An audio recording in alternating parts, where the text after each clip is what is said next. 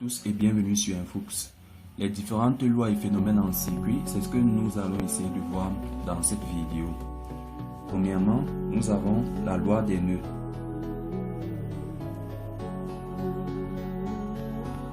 Il faut comprendre que la loi des nœuds, c'est une loi qui s'applique en un nœud bien précis. Donc, il stipule que la somme des courants entrant dans un nœud est égale à la somme des courants qui en ressortent.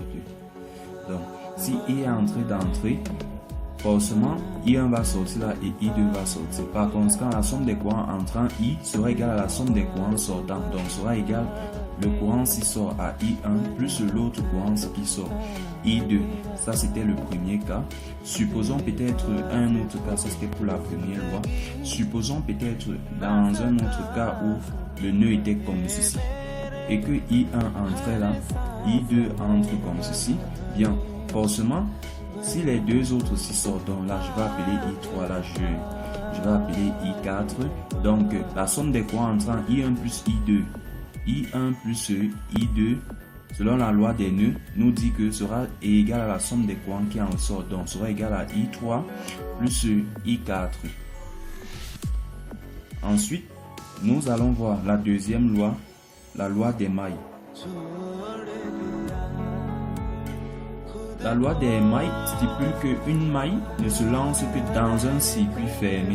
Donc, entouré comme ceci par les compteurs veut dire fermé. Bien, ceci encore équivaut pour un circuit comme ceci. Si je mets une source de tension V1 là et que j'ai un circuit comme ceci, là avec R1, R2, bon, tant que le courant I peut circuler et revenir. Donc quand il va là, il va circuler et revenir, entrer également comme ceci par la borne négative. Donc il sort par la borne positive et entre par la borne négative. On dit que le circuit est fermé. Par conséquent, on oriente nos sens de flèche comme ceci. Nos chutes de tension sont opposées au sens du courant. Si le courant vient comme si la chute de tension, la tête est opposée.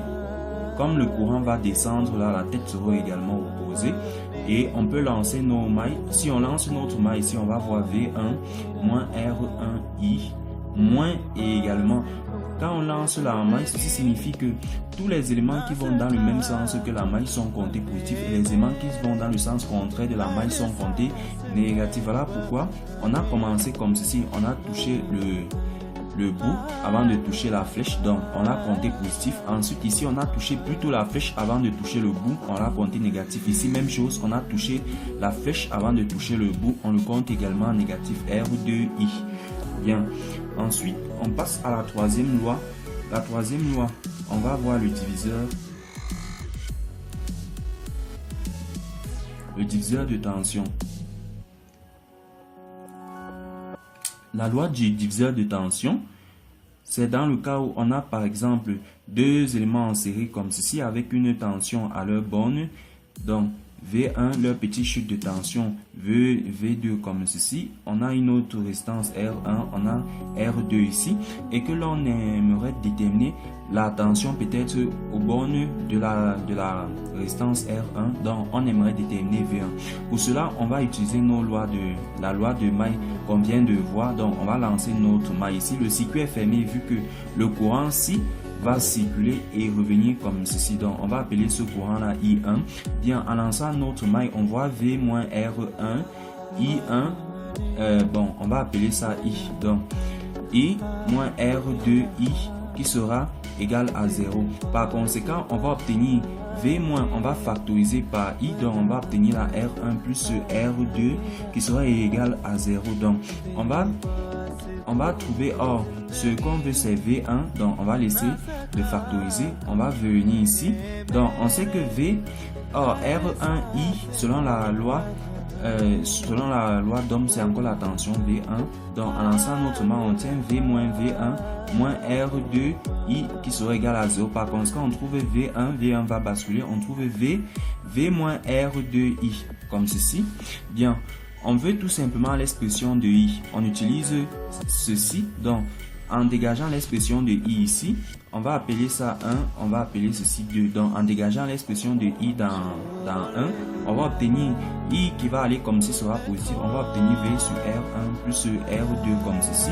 Et en venant remplacer ce I là ici, on obtient donc V1 qui sera égal à V moins R2 multiplié par tout ceci, multiplié par I, donc par R1 plus R2. On peut factoriser les V, on obtient V1 comme ceci, qui sera égal à V facteur à 1 moins R2 divisé par R1 plus R2 comme ceci.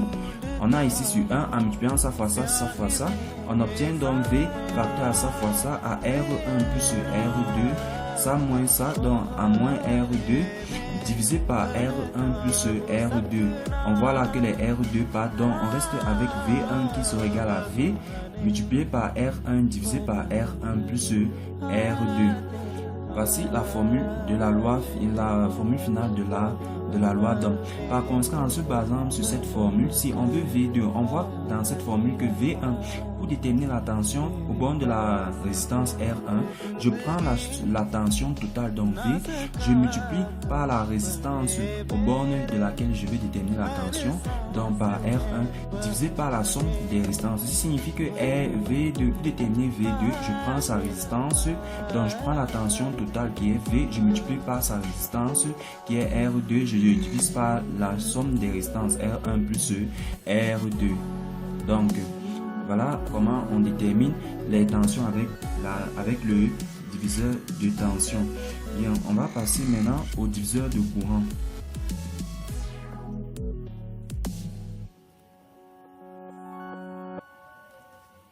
Ça, c'est la quatrième. Donc, au diviseur de courant, donc, on a supposé que on a tout simplement tout ceci comme ceci. On a un schéma comme ceci, avec ici un courant I qui va se diviser en deux selon la loi des nœuds, I1, I2 comme ceci. On va R1 là, R2.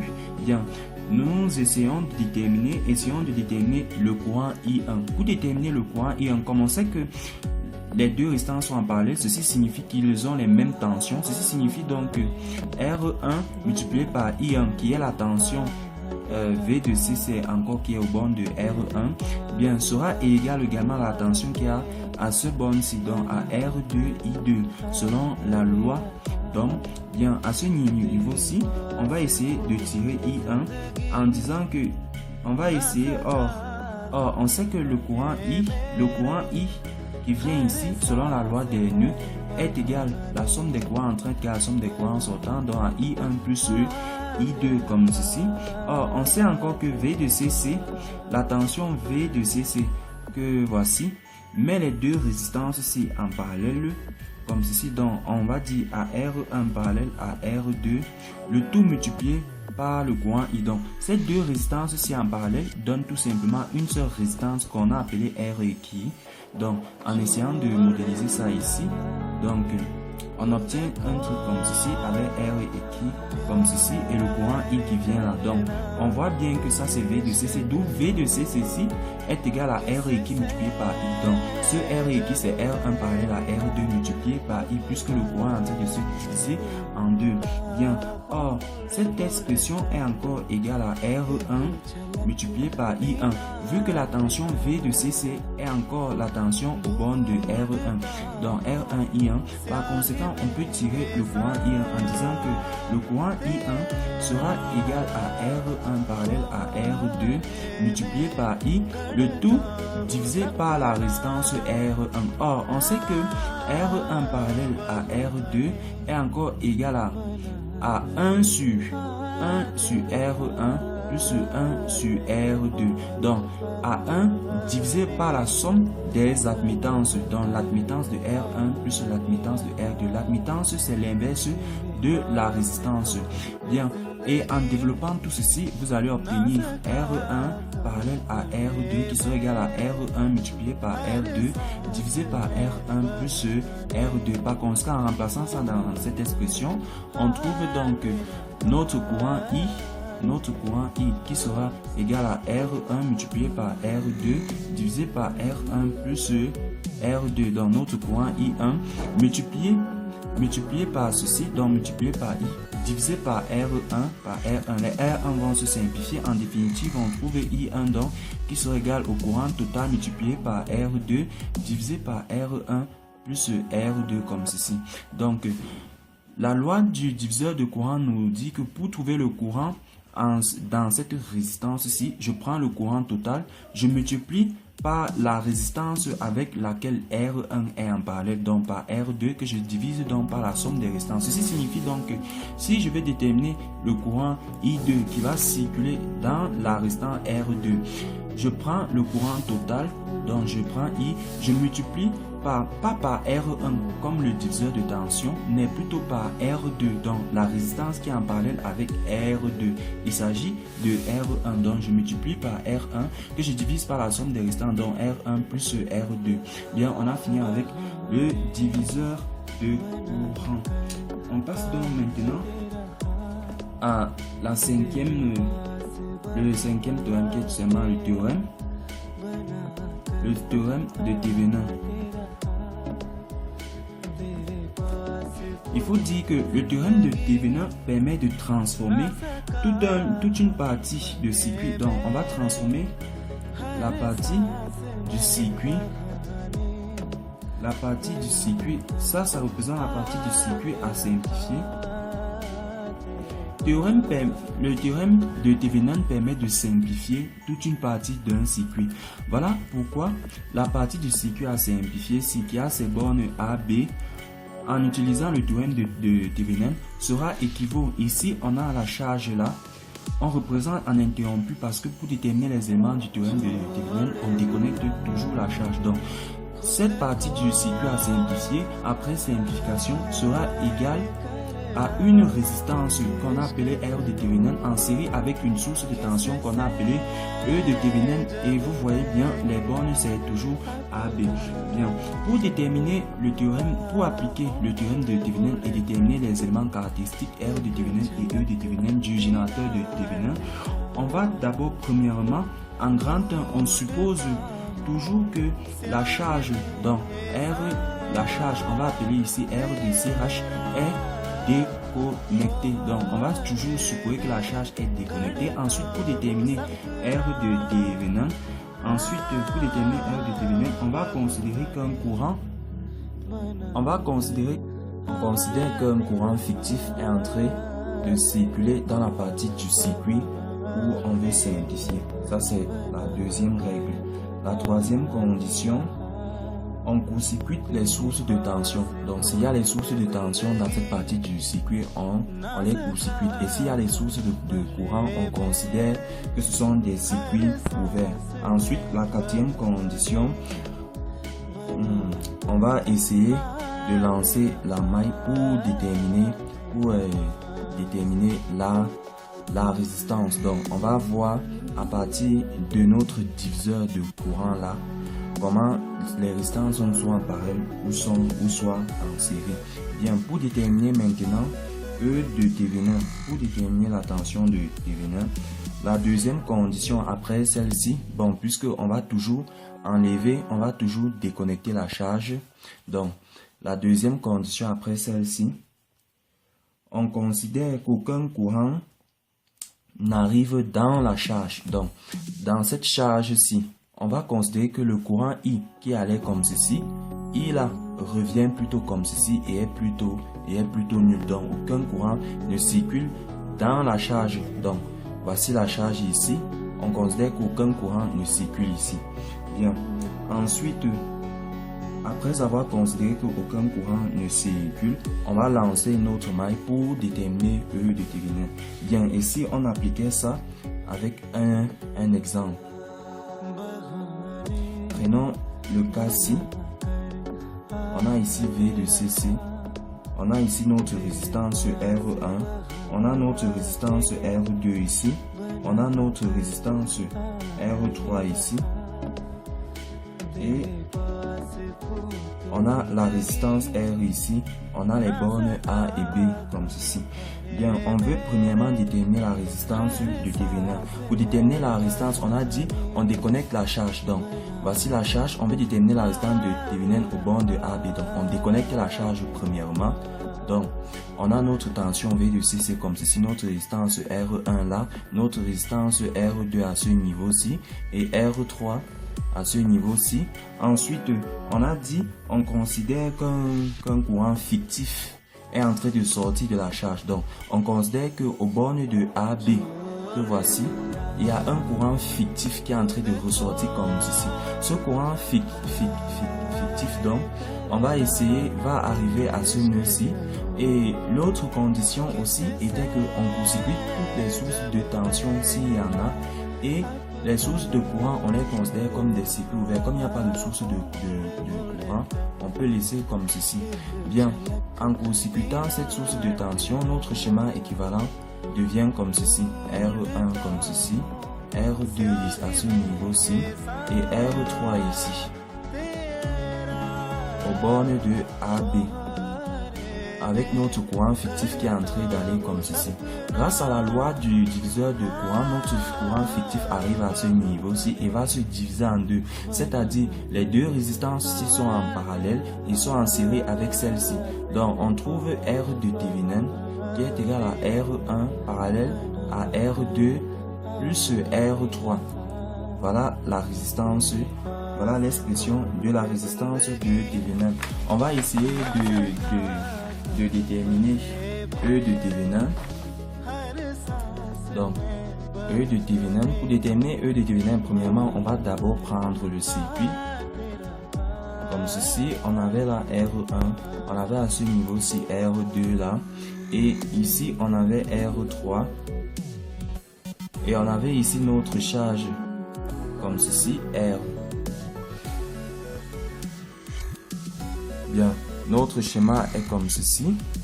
On avait à ce niveau-ci A et ici B. Bien, premièrement, pour déterminer E de Thévenin, qu'est-ce qu'on a dit? On a dit qu'on considère qu'aucun courant n'arrive dans la charge. Et premièrement, on doit d'abord déconnecter la charge. Donc, on déconnecte la charge comme ceci. R1, on met R1 ici, on met R2 à ce niveau-ci. On laisse V de CC à ce niveau-ci comme ceci. On laisse R3 également à ce niveau-ci. Et on déconnecte la charge. Donc, voici AB, vous voyez qu'on a enlevé la charge. Et on considère qu'aucun courant n'arrive dans la charge. Donc, le I ici est égal à 0. Si aucun courant n'arrive ici, selon la loi des nœuds, ceci signifie qu'aucun courant non plus ne vient comme ceci. Et la tension à cette borne-ci, c'est E de Thévenin. Donc, si aucun courant n'arrive ici, ceci signifie donc que le courant qui sort ici, comme ceci, qu'on va appeler I, qu'on va appeler I1, le courant qui sort ici vient ici. Dans la norme, selon la loi des nœuds, il devrait se diviser en deux. Mais comme ce courant est nul, ceci signifie que ce même courant qui sort là, c'est toujours lui qui entre ici comme ceci. Et en lançant donc la maille comme ceci, à ce niveau-ci, nous aurons donc E de Thévenin plus R3 I, puisqu'ils sont dans le même sens, moins R2I1 est égal à 0. Or, on a dit que I est égal à 0. Ceci signifie donc que E de Thévenin moins R2I1 est égal à 0. Ceci implique donc que E de Thévenin sera donc égal à R2I1, comme ceci. Bien. Or, que vaut I1? Pour déterminer I1, on n'a qu'à lancer notre maille ici comme ceci. En lançant notre maille, on obtient V de CC moins R1I1 moins R2I1 est égal à 0. Donc V de CC, on peut factoriser les I1. V de CC moins R1 plus R2, le tout en facteur I1 est égal à 0. On obtient donc finalement I1 qui sera égal à V de CC divisé par R1 plus R2. Par conséquent, on remplace ici et on obtient E de Thévenin qui sera égal à R2 multiplié par I1. Donc multiplié par toute cette expression par V de CC divisé par R1 plus R2. On a l'expression de E de Thévenin. On pouvait également utiliser à ce niveau-ci le diviseur de tension. Comment? Je vous explique. Vu qu'on sait que cette tension-ci est nulle, le schéma devrait donner quelque chose comme ceci, avec la V de CC, notre résistance R1 là, notre résistance R2 comme ceci, avec notre tension ici, E de Thevenin.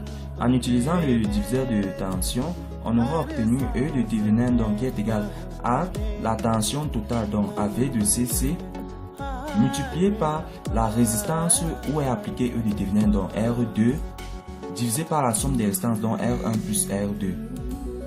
Et vous voyez bien que on devrait obtenir la même chose. Bien, on a fini avec Thevenin. Nous allons voir désormais le théorème de Norton. Vous devriez savoir que le théorème de Norton permet de déterminer le courant en un point du circuit, ou si vous voulez le courant qui traverse une résistance. Il s'applique un peu comme Thevenin, mais sauf qu'il y a une légère différence. Donc ici c'est la partie du circuit à simplifier. Donc vous voulez simplifier cette partie-ci, et à ce niveau-ci on a notre résistance, donc R, qui est tout simplement notre charge. Bien, vous voulez transformer, on va transformer ce circuit grâce à Norton, et en fin de compte on obtiendra un circuit comme ceci. Donc notre I de Norton comme ceci, avec notre résistance R de Norton. Si on appelle les bornes ci AB, on aura donc nos bornes là AB ici, avec la charge à ce niveau-ci comme ceci. Donc vous voyez que Norton permet de transformer toute une partie de circuit en un modèle équivalent qui est égal tout simplement à une source de courant en parallèle avec sa résistance interne.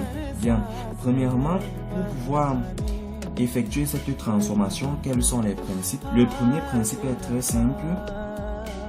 On doit d'abord, tout comme Thevenin, déconnecter la charge. Dans RCH, on va déconnecter la charge. Ensuite, pour déterminer la résistance R de Norton, donc pour déterminer cette résistance ici R de Norton, on a plusieurs principes à respecter.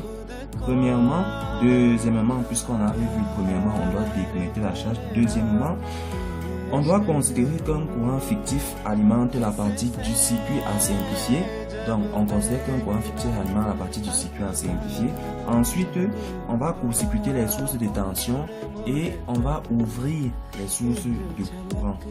Pour déterminer également I de Norton, quels sont ces principes?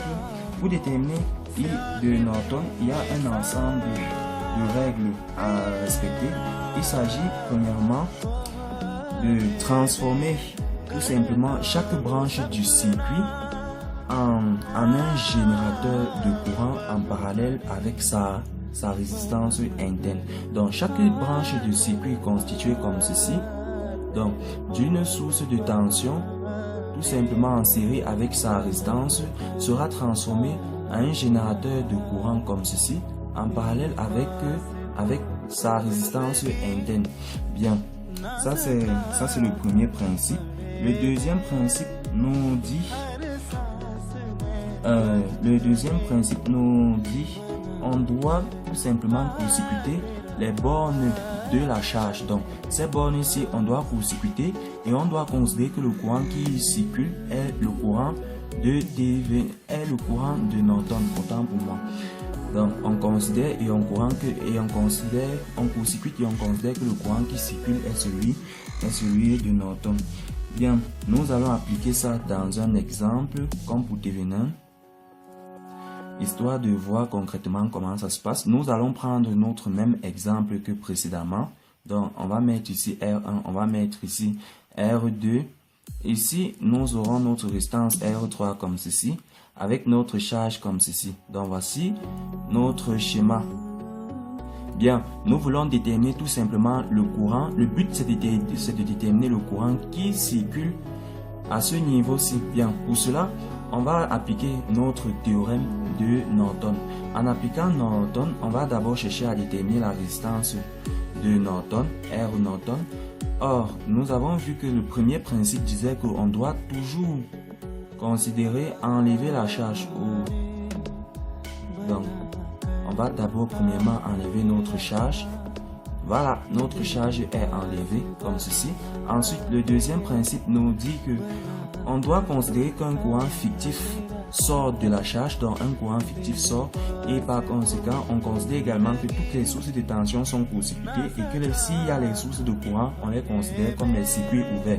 Donc, notre schéma devient comme ceci, avec R1 là, avec R2 là, et avec notre résistance R3 comme ceci, nos bornes ici, A, B là, avec notre courant fictif qui sort comme ceci.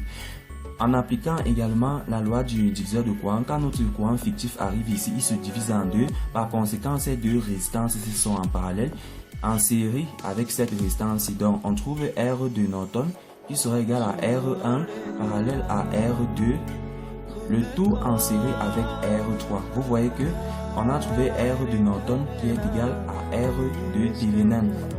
Bien, on va également essayer de déterminer I de Norton. En essayant de déterminer I de Norton, le premier principe disait on devrait premièrement enlever la charge. Donc on reprend notre schéma en enlevant tout simplement la charge. Comme ceci, on met la R1, on vient ici, on met R2 là. On vient là, on met notre R3 ce niveau-ci et les bornes AB. Vous voyez, on a enlevé la charge. Le deuxième principe dit on court-circuite les bornes de la charge et on considère que le courant qui circule c'est I de Norton. On a court-circuité, on considère que le courant qui circule c'est I de Norton. Le troisième principe dit, vous voyez ici, on transforme toutes les résistances en série avec leur source de tension en tout simplement un générateur de courant en parallèle avec sa résistance. Donc, ceci signifie que cette branche-ci, on va transformer cette branche-ci et en transformant cette branche, qu'est-ce qu'on obtient? On obtient ceci en parallèle donc avec R1 comme ceci. Et ici, le courant qui circule c'est V de C divisé par R1 comme ceci. Comme on a transformé cette branche-ci, on remet le reste du circuit. Pour remettre le reste du circuit, on voit là R2 comme ceci. On voit ici R3. Ensuite, on a court-circuité ici. On voit là I de Norton. Bien, à ce niveau-ci, comment pouvons-nous faire pour déterminer I de Norton? On va tout simplement mettre d'abord ces deux résistances en parallèle. Puisque quand le courant arrive ici, se divise comme ceci, donc il va encore se diviser ici. Donc en mettant ces deux résistances en parallèle, on va obtenir notre générateur de courant comme ceci, V de CC sur R1.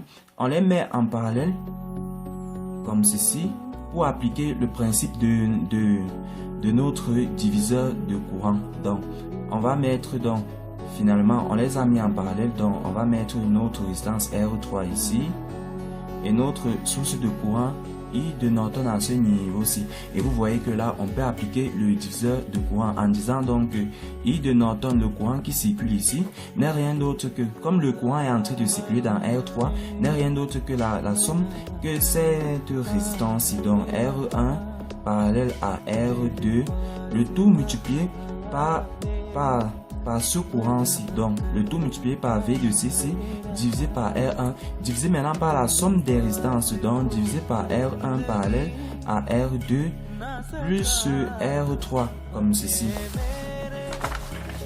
Bien, donc on a obtenu I de Norton qui est égal à V de CC multiplié par R1 multiplié par R1 parallèle à R2 divisé par R1 parallèle à R2 plus R3.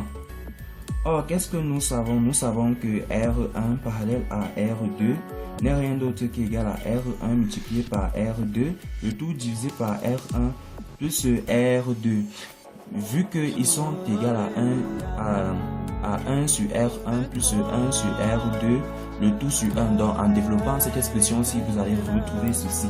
Bien, à ce niveau-ci, on va donc dire que I de Norton, en remplaçant l'expression-ci par ceci, on trouve I de Norton, donc qui serait égal à V de CC, multiplié par V de C c'est divisé par R1, le tout multiplié par, je remplace, donc par R1 multiplié par R2, divisé par R1 plus R2 comme ceci, le tout divisé par R1 plus R1 multiplié par R2, autant pour moi, divisé par R1 plus R2 plus R3 sur 1 comme ceci. Bien, on voit déjà que les R1 s'ils peuvent se simplifier et en inversant cette expression, on va obtenir V de CC multiplié tout simplement par R2 multiplié par R divisé par R1 plus R2. Donc j'ai porté cette expression si j'ai mis ici, je vais multiplier par l'inverse de ceci. L'inverse de ceci c'est tout simplement ça fois ça, donc ça fait R1 plus R2 comme ceci, ça fois ça divisé par ça fois ça, donc par R1 multiplié par R2 plus ça fois ça, donc par R3 facteur à R1 plus R2 comme ceci. On peut simplifier ceci comme ceci et on trouve I de Norton qui est égal à V de CC multiplié par R2 comme ceci. Le tout divisé par toute cette expression, donc par R1 multiplié par R2 plus R3 facteur à R1 plus R2. Donc on a finalement trouvé notre I de Norton. Bien, en remarque donc, vous devriez comprendre que ou si vous voulez en nota bene, que R de Thevenin doit être toujours égal à R de Norton. Vous devriez également retenir que E de Thevenin est égal à R de Norton multiplié par I de Norton. Et cette expression-ci, on a déjà vérifié ça. Donc, on va essayer de vérifier cette expression-ci. Donc, or, tout à l'heure, on a trouvé notre E de Thevenin pour ce schéma qui était égal à combien? On va chercher notre valeur. E de Thevenin nous a donné, voilà, E de Thevenin tout à l'heure nous a donné V de CC multiplié par R2 divisé par R1 plus R2. Bien, essayons de voir si en multipliant R de Norton par I de Norton, si on va obtenir E de Thevenin. Bon, on a trouvé R de Norton. Quelle était la valeur de R de Norton? Quelle était la valeur de R de Norton? Donc, on va prendre cette expression-ci ici. Donc, je vais multiplier R de Norton par I de Norton. Qu'est-ce que j'obtiens?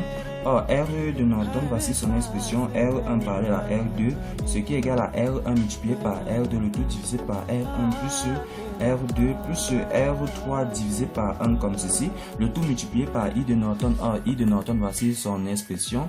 Donc, ça fait V de CC multiplié par R2, le tout divisé par R1 multiplié par R2 plus R1 multiplié par R3, puisque j'ai fait ça fois ça et ça fois ça, plus R2 multiplié par R3 comme ceci.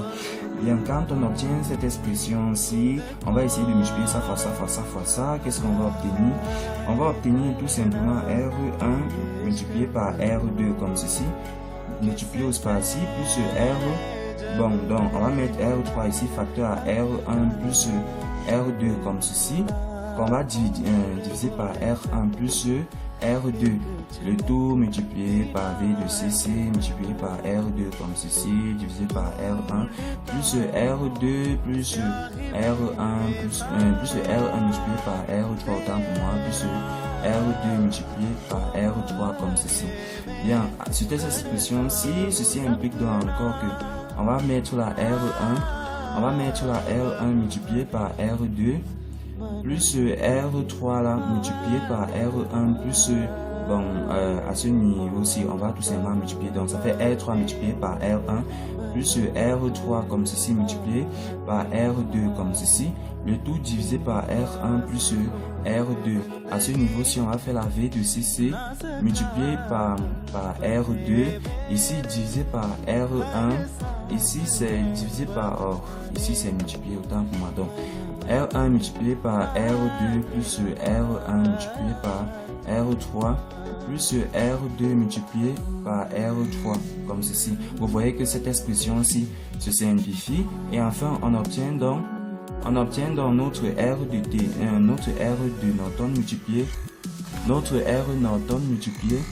par I de Norton, donc qui sera égal à V de CC. Cette expression est simplifiée, on reste avec V de CC divisé par R2 divisé par R1 multiplié par R2 divisé par R1 plus R2 et vous voyez que c'est encore bel et bien égal à E de Thevenin qui est ici en haut. Donc, par conséquent, nous avons démontré donc que R de Thevenin fois R de Norton fois I de Norton est égal à E de Thevenin.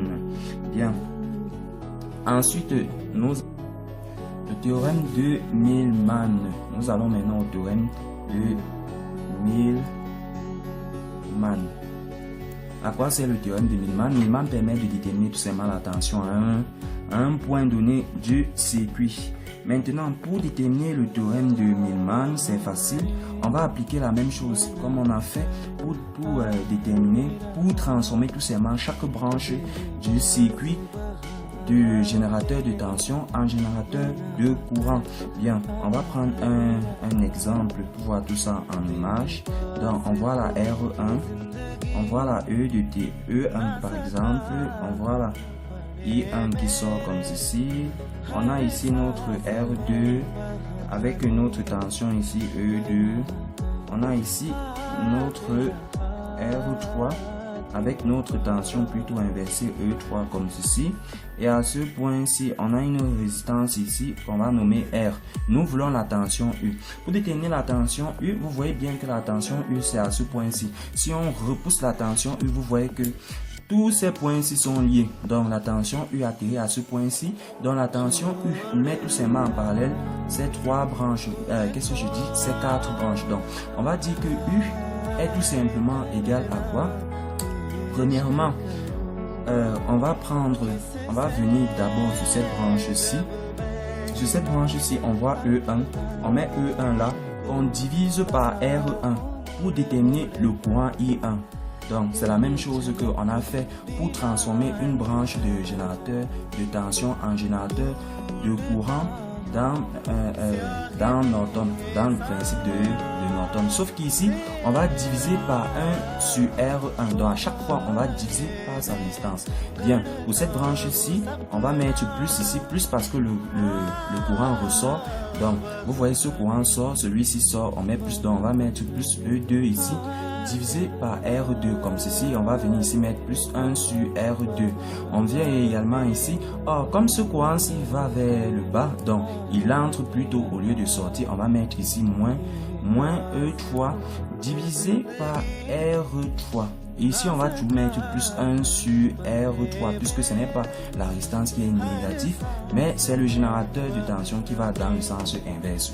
Donc ici, on vient sur la dernière branche, on va mettre également ici plus, sauf qu'ici, il n'y a pas de générateur, hein. Donc on va mettre ici plus 0, comme il n'y a pas de générateur, sur R. Ici, on va mettre plus 1 sur R comme ceci. Donc voilà en fait le principe pour déterminer la tension aux bornes U en utilisant Millman. Millman est ainsi terminé.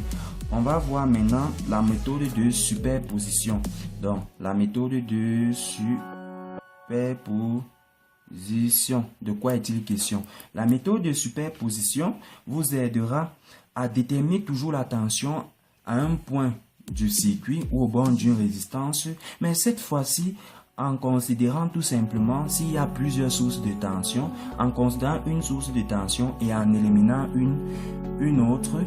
Ensuite, en considérant la source de tension qu'on a éliminée et en éliminant l'autre qu'on avait considéré.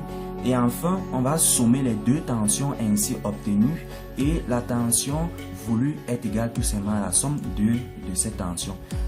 Trop de charabia, qu'est-ce que ça veut dire concrètement?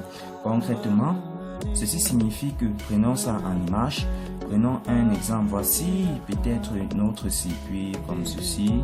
On a ici notre R2. On a ici notre E2 là. Comme ceci. On a notre résistance R3 là. On a notre tension U comme ceci. Bien. Premièrement, la méthode de superposition nous dit on va d'abord considérer E1. Et qu'est-ce qu'on va faire? On va court-circuiter. On va court-circuiter E2. Donc, on considère E1 et on court-circuite E2. Bien. Qu'est-ce qu'on va faire là? On a dit qu'on va court-circuiter. Donc, on obtient comme ceci. On a E1 là. On a notre résistance R2 comme ceci. Et à ce niveau-ci, on a notre résistance R3 ici, comme ceci. Et on a notre tension, ça ce n'est plus la tension U, mais c'est la tension U'. Après, on va déterminer la tension U', et on va faire la somme de U' plus U' qui vont donner la tension U. Donc, en remplaçant comme ceci, nous allons essayer de déterminer la tension U. Bon, vous allez faire ça parce que nous on a déjà vu beaucoup de principes qui permettent de déterminer cette tension U. Vous pouvez utiliser Millman, vous pouvez utiliser des venants, donc en fait, libre à vous de déterminer la tension U. Maintenant, on va faire le même principe pour déterminer. Bon, on va considérer E2 et cette fois-ci, on va court-circuiter la tension E1. Donc, le schéma devient comme ceci. On voit ici R1 comme ceci. On voit ici notre R2 comme ceci avec notre tension E2 comme ceci. Et on voit notre résistance R3 ici. Avec notre tension ici, c'est U''. Donc, vous allez utiliser exactement les principes qu'on a utilisés précédemment pour déterminer cette tension sans rien de nouveau. Et ensuite, vous allez dire donc que la tension et la tension que vous aurez trouvée ici et la tension que vous aurez trouvée ici, vous allez dire que U donc est égal à U' plus U''. Et on dira que vous allez utiliser le principe de superposition. Bien, après avoir trouvé le principe de superposition, nous allons voir pour finir un autre principe. Et ce principe, généralement, vous ne l'utilisez pas, mais il est aussi très important en fonction du circuit que vous avez devant vous. Il s'agit tout simplement de la transformation de Kennelly. Bien, à quoi sert la transformation de Kennelly? On s'est aperçu que dans certains circuits, pour déterminer certains paramètres est tellement difficile. Donc, par exemple, nous allons prendre en image un circuit. Voici par exemple un exemple. Nous allons voir la R1, voilà R3 comme ceci. Donc, nous avons notre tension V1 là. Nous voulons la tension V1 et la tension V2 comme ceci. Bien, on vous donne par exemple ce schéma. Ce schéma-ci, on vous donne R1, R2 et R3. On vous demande de déterminer V1 et V2. Mon frère, c'est vraiment catastrophique et ça casse le cerveau. Pourquoi? Parce que vous avez uniquement les résistances, vous n'avez pas les courants. Et ça devient problématique parce que si vous considérez qu'un courant I1 est en train de sortir comme ceci et qu'un courant I2 est en train d'aller comme ceci, vous allez vous rendre compte que un courant est en train de venir ici, un autre descend, un autre vient encore ici et un autre descend. Mon frère, vous vous retrouvez avec combien de courants? 1, 2, 3, 4, 5, 6. Vous vous retrouvez avec 6 courants que vous ne connaissez aucun courant parmi, que vous ne connaissez la valeur d'aucun courant parmi et ça devient problématique. Voilà pourquoi Kennelly vient nous sauver. Kennelly nous sauve en nous disant que cette transformation-ci, il appelle ça la transformation triangle. Il appelle ceci la transformation triangle étoile. Donc, il dit que mon frère, tu ne peux pas faire comme ceci et obtenir V1, V2. Il nous dit que tu dois quitter de cette transformation qui est triangle en transformation étoile. Et pour ce faire, donc, il nous dit donc que considère que le courant I1 qui vient là, tout simplement, il nous dit que considère que le courant I1 qui va venir là, on aura un courant qui va venir comme ceci. Donc, va se diviser en deux comme ceci. Un courant va descendre ici. Mais je me demande bien de quel courant s'agit-il. Il nous dit qu'il y a un petit courant I qui va comme ceci. Donc, un autre courant va descendre comme ceci. Si vous voulez, on va appeler ça I1'. Bien. Donc, le petit courant I vient ici comme ceci. Il arrive ici comme ceci. Il va descendre ici avec I2. Donc, on aura ici I2 plus ce petit I. Bien, en lançant donc notre maille, qu'est-ce qu'on va obtenir? On va lancer notre maille comme ceci. Et en lançant cette maille, nous allons obtenir R1 multiplié par I1'. Oui, par I1', comme ceci, hein. Moins R2 multiplié par petit I et moins encore I2, tout ce courant c'est I2 plus I multiplié par R3 qui sera égal à 0. Bien, on a lancé notre maille comme ceci. Bien, à ce niveau-ci là, qu'est-ce qu'on va obtenir? À ce niveau-ci, on va essayer de multiplier tout ceci. On obtient R1i 1' moins R2i moins R3 i2 comme ceci, moins R3 i qui est égal à 0.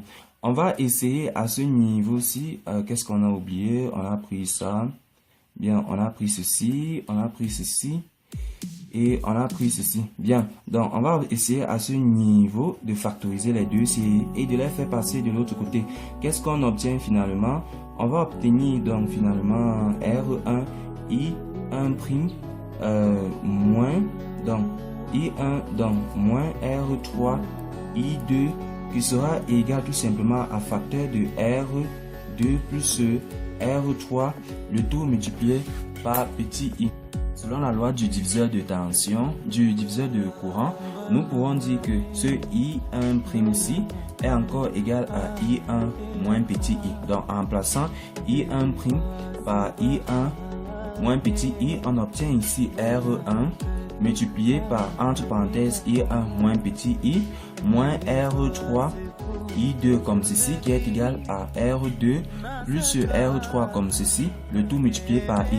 En multipliant comme ceci, on obtient R1 I1 moins tout simplement I R1 moins R3 I2 qui sera égal à R2 plus R3 comme ceci, le tout multiplié par I. On peut basculer ceci de ce côté-ci et enfin on obtient R1 I1 moins R3 I2 qui sera égal tout simplement à R1. R1 quand il va traverser va devenir négatif. R1 lui quand il va traverser va devenir positif. Donc ça fait R1 plus R2 plus R3 comme ceci, le tout multiplié par I. Ceci signifie donc qu'on peut tirer notre petit i en disant que notre petit i sera donc égal à R1 divisé par tout ceci, donc par R1 plus R2 plus R3 comme ceci, le tout multiplié par I1 moins R3 comme ceci, le tout divisé par R1 plus R2 plus R3 comme ceci multiplié par I2. Donc on a notre petit i ici. Bien, ce qu'on cherche c'est de transformer ce schéma donc que Kennedy a appelé le montage en triangle en montage étoile. Bien, pour ce faire, on sait bien que le montage triangle est sous la forme ci, comme ceci avec R3 là, avec V2 là et avec notre V1 ici, notre I1 ici avec notre I2 ici. Bien, le montage étoile, c'est tout simplement le montage qui sera comme ceci. Donc, voici notre montage étoile. Bien, on va mettre ici R1, on va mettre ici comme ceci, R3 comme ceci, on va mettre R2 là. Bien, en considérant que on avait vu que notre petit courant I était en train de circuler comme ceci. Dans notre grand courant, en considérant qu'on a que cette branche-ci de circuit et en considérant que la partie triangle n'existe pas, on obtient dans notre courant I1 qui va circuler exclusivement ici comme ceci, avec notre I2 qui va circuler exclusivement ici, I2. Donc ça c'est en considérant que toute cette branche-ci n'existe pas comme ceci, celle-ci n'existe pas et celle-ci également n'existe pas. Donc on a ici I2. Bon, si celle-ci existe, on aura le petit courant I. Donc on peut lancer notre maille comme ceci. Notre maille va frôler cette résistance, donc on va voir R3, I1. En raclant comme ceci, on va voir moins I à ce niveau-ci, R2. Et en revenant comme ceci, on va voir également moins celui-ci, donc moins R1 I2 qui sera égal tout simplement à 0. On tire notre petit I, on trouve petit I qui sera égal tout simplement à R3 I1 moins R1 I2. Le tout divisé par R2 divisé par R2 comme ceci. Bien, à ce niveau, si on a I qui est égal à ceci et I qui est encore égal à ceci, si vous constatez, vous allez bien voir qu'on a I1 ici, on a I2 ici. Donc, selon la loi de, bon, si je vais dire concordance, on peut dire tout ceci est égal à tout ceci et que tout ceci est égal à tout ceci. Bien, en appliquant ce principe, on aura donc R1 divisé par R1 plus R2 plus R3 donc qui sera égal à R3 divisé par R2. Ceci donc nous dit que R3 sera donc égal, ça va monter, donc ça va faire R2 multiplié par R1, le tout divisé par R1 plus R2 plus R3 comme ceci. Donc voici l'expression de notre petit R3. On va également l'expression de notre petit R1 en disant que tout ceci, donc on va prendre la R3.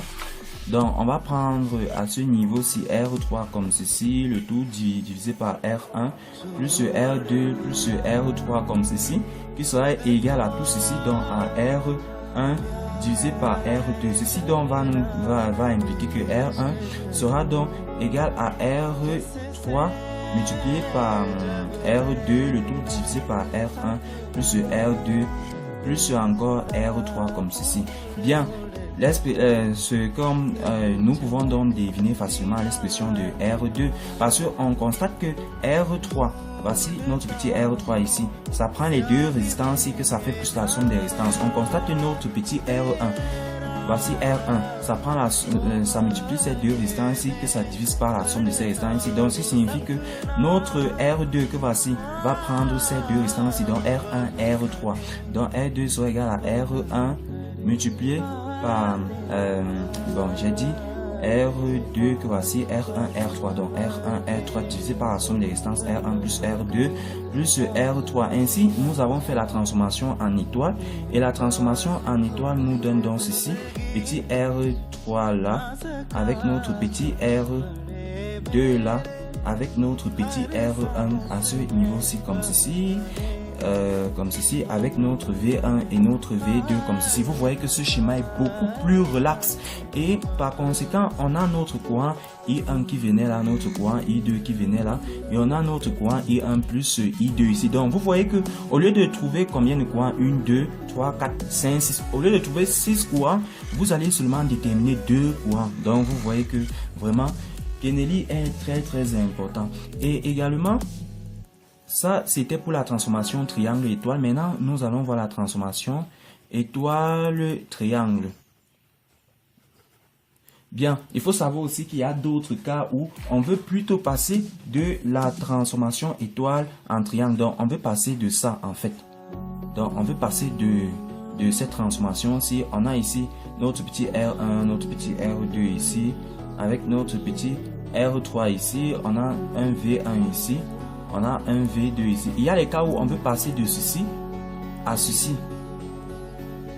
Donc, ça dépend des paramètres que on vous a demandé de déterminer. Mais généralement, je crois que dans ces cas-ci, c'est lorsque on a demandé de déterminer les courants. Donc, de déterminer les courants I1 et I2 qui vont circuler ici. Donc, dans ce cas-là, vous êtes tout. On va transformer le circuit là en ceci, là. R3 comme ceci. On va mettre ici V2 ici, on va mettre V1. Pour transformer ce circuit-ci en celui-ci, bien ici, bon, pour effectuer cette transformation-ci, on va noter certains, bon, mettons ici R3 et mettons ici R1. Pour que ça ressemble à la transformation qu'on a d'abord précédemment fait. Bien, pour effectuer cette transformation-ci, on va dire que grand R1 sera désormais égal à R1 multiplié par R2 plus, donc on prend toutes les combinaisons possibles dans R1 de deux éléments, ça va faire 3 combinaisons. R1 multiplié par R2, ensuite on va faire R1 multiplié par R3 et enfin on va faire R2 multiplié par R3. Maintenant divisé par quelle résistance? Bien, sur notre schéma à ce niveau-ci, nous voyons bien que la résistance qu'il est directement opposée, c'est R1. Donc on va faire tout ceci divisé par R1. Et bien c'est la même chose pour R2, on va effectuer le même principe. Donc on va prendre toutes les combinaisons possibles, R1, R2 plus R1 multiplié par R3 plus R2 multiplié par R3, le tout divisé cette fois-ci par R2. Maintenant on va déterminer R3 en disant que R3 sera égal à R1 toutes les combinaisons possibles, R2 plus R1 toutes les combinaisons possibles, R3 plus R2 multiplié par R3, le tout divisé par R3. Donc on a tous nos résistances. Donc on a vu comment quitter de là à là. Donc vous avez ces résistances ici, vous voulez obtenir ces grosses résistances ici, vous passez par cette formule si quand c'est la transformation étoile en triangle. Si c'est plutôt la transformation de triangle en étoile, vous avez plutôt ces grosses résistances et vous voulez cette petite résistance ici, vous passez comme ceci. Bien, c'était tout pour cette vidéo. N'oubliez pas de liker et de vous abonner. Et pour ceux qui veulent les exercices sur tout ce qu'on a fait précédemment, veuillez vous inscrire sur infux.site et vous aurez tous vos exercices et bien plus les cours de machine et etc. Bien, merci, à très bientôt. Ciao.